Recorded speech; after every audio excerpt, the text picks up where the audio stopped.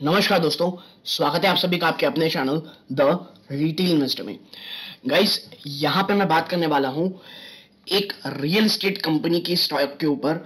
और स्टॉक के ऊपर बात करना इसलिए जरूरी दोस्तों, क्योंकि जिस तरह के सेलिंग के टारगेट कंपनी दे रही है, प्लस जिस तरह से चाइना में जो रियल एस्टेट बूम है वो क्रैश होता जा रहा है, उसका इतना ज्यादा फायदा इंडिया की रियल एस्टेट बिजनेस को होने वाला है। और ऐसे में मैंने रियल प्राइस जो प्रेस्टीज स्टेट है इसको इसलिए चुना है दोस्तों, क्योंकि इसका फ्यूचर, इसका जो कह लीजिए जो इन्होंने अपनी नई एंट्री की है, एक आप कह सकते हैं मेगा मार्केट में इंडिया की जो सबसे प्राइम कह सकते हैं आप हाई मार्जिन एरिया है रियल एस्टेट का, वहां पे इसके आने वाले समय में जो सेल्स के नंबर में बढ़ोतरी है और जो कह लीजिए टारगेट की बातें कर रहे हैं, ये इतने ज्यादा एंथुसियास्टिक है दोस्तों कि यदि आप किसी रियल एस्टेट स्टॉक में निवेश करना चाहते हैं तो मुझे लगता है इससे अच्छा स्टॉक कुछ नहीं हो सकता दोस्तों। वीडियो को प्लीज अंत तक देखिएगा, आपको मैं बताऊंगा क्यों ये स्टॉक बहुत अच्छा है। और बात करें अगर इसकी स्टॉक के रिटर्न की, तो पिछले एक साल में से दोस्तों काफी अच्छे रिटर्न दे रखे हैं और ये रिटर्न आने वाले समय में भी जारी रहने वाले हैं। तो वीडियो को अंत तक देखिएगा, बहुत इंफॉर्मेटिव, बहुत एजुकेटिव ये होगी। लेकिन आगे बढ़ने से पहले अगर आप इस चैनल पहली बार आए हैं, प्लीज सब्सक्राइब का बटन दबा दें, वीडियो अच्छी लगती हो लाइक जरूर कीजिएगा। तो अब विदाउट वेस्टिंग टाइम सीधा लेके चलता हूं शेयर प्राइस की तरफ। देखिए 1.27% की आपको यहां तेजी देखने को मिली दोस्तों लास्ट ट्रेडिंग सेशन में। ठीक है, ये प्रेस्टीज स्टेज प्रोजेक्ट्स है। बात करूं यदि मैं पिछले काफी समय से इसके आपके रिटर्न के देखेंगे, तो पिछले 6 महीने में दोस्तों स्टॉक ने 5% के आसपास का रिटर्न दिया है। और पिछले एक साल में इस स्टॉक ने आप देखें तो कहते आप कह सकते हैं 34% की इसने रिटर्न दिए हैं दोस्तों। ठीक है, तो अब ऐसा क्या हो गया है कि बहुत अच्छा आने वाले समय में इसकी कह सकते हैं सेल्स के नंबर बहुत ज्यादा बढ़ने वाले, इसकी बातें हो रही है। तो इसमें सीधा एक एक करके लेके चलूंगा, सीधा लेके चलता हूं पहले एक आर्टिकल की तरफ। देखिए आप समझिए, this could be a silver lining for India steel industry. ये कहना है अरुण मल्होत्रा का, founding partner and portfolio manager at Capgrow Capital Advisor. देखिए, China is the world's largest steel producer and accounts of 57% of the total steel production. China 57% पूरा जो भी steel product होता है दोस्तों प्रोड्यूस होता है वर्ल्ड में, वो चाइना से आता है। ठीक है, according to Malhotra, around 30% of steel mills in the country may be staring at bankruptcy as they are heavily dependent upon the real estate sector. और आपको पता होगा चाइना की जीडीपी का 30% रेवेन्यू रियल एस्टेट से आता था दोस्तों। और रियल एस्टेट का इतनी बुरी कदर फॉल होना ये बिल्कुल भी सही नहीं है। और जो इनकी स्टील इंडस्ट्रीज है जो इतनी ज्यादा स्टील प्रोड्यूस करती हैं, वो बहुत ही ज्यादा बड़े स्तरों पे एक बैंक्रप्सी की ओर हो रही हैं। और इसका बहुत ज्यादा बड़ा फायदा भारत की स्टील कंपनी उठा सकती हैं। आगे देखें, this might provide the companies in India with an opportunity to step up and replace the Chinese firms. India is the world's second largest producer of steel after China. It produces 113.6 million tons of crude steel during financial 22, 18.1% higher than the production of financial 21. देखिए, China के बाद कौन आता है दोस्तों? भारत, जो सबसे ज्यादा स्टील प्रोड्यूस करता है। Now, the collapse in the Chinese property market will soon cool down the commodity prices. That should benefit India as a whole.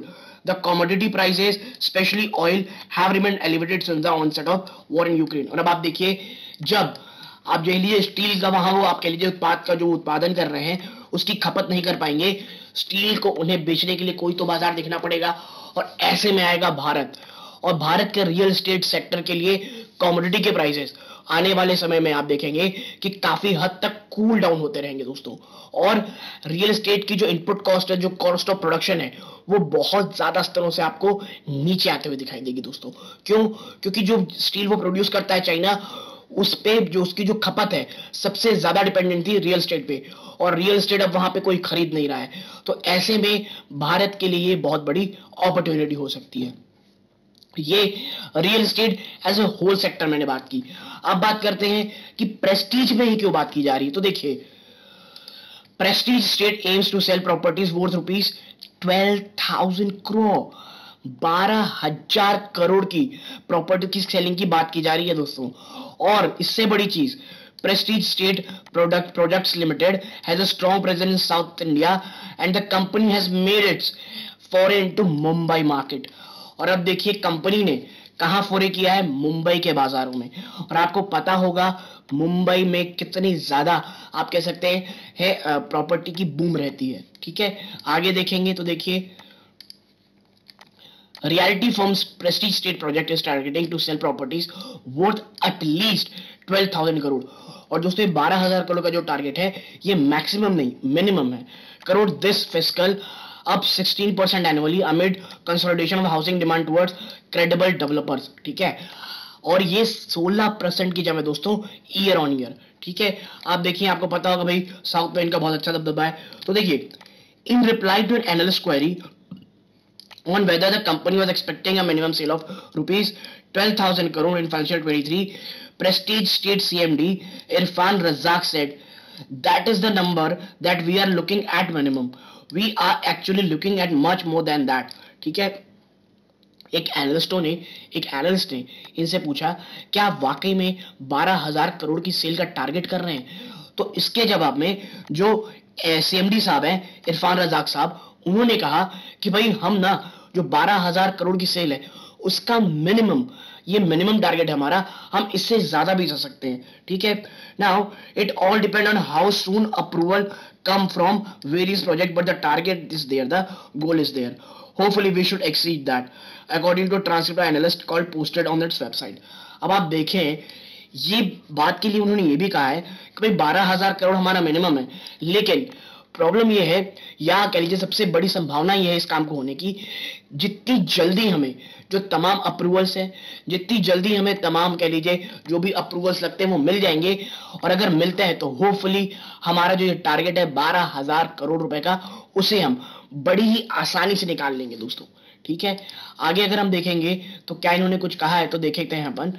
देखिए Now, Prestige CEO Venkat Narayana said, Bengaluru, the company's main market is likely to contribute around 8,500 crore in its total sale booking this fiscal, and the rest will come from other cities such as Mumbai and Hyderabad. ठीक है, इनका ये मानना है कि जो हम 12,000 करोड़ के आसपास की बातें कर रहे हैं उसमें से 8,500 करोड़ ये आएगा दोस्तों सिर्फ और सिर्फ एक जगह से, और वो है बैंगलोर से, और बाकी चीज जो है वो आएगी मुंबई और हैदराबाद से दोस्तों।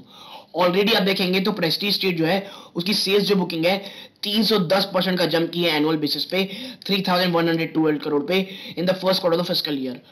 इसमें से ऑफ दिस 750 करोड़ दोस्तों सेल बुकिंग कम फ्रॉम है न्यू मार्केट मुंबई, और इसमें जो 3,000 करोड़ की सेलिंग हुई है इसमें से 750 करोड़ आया है इनके मुंबई से। यानी मुंबई में जो इन्होंने नई अपनी कह लीजिए नए प्रोजेक्ट स्टार्ट किए हैं वहां से कंपनी को काफी शानदार रिस्पॉन्स मिला है, और मुझे लगता है ये चीज काफी हद तक काफी ज्यादा शानदार चीज है दोस्तों। ठीक है, तो यदि आपको मेरी ये छोटी सी एनालिसिस पसंद आई हो प्लीज वीडियो को लाइक कीजिए, चैनल पहली बार आए हैं सब्सक्राइब जरूर कीजिएगा। यहां तक जुड़े रहने के लिए बहुत बहुत धन्यवाद। ये सूर्यकांत है दोस्तों, जय हिंद।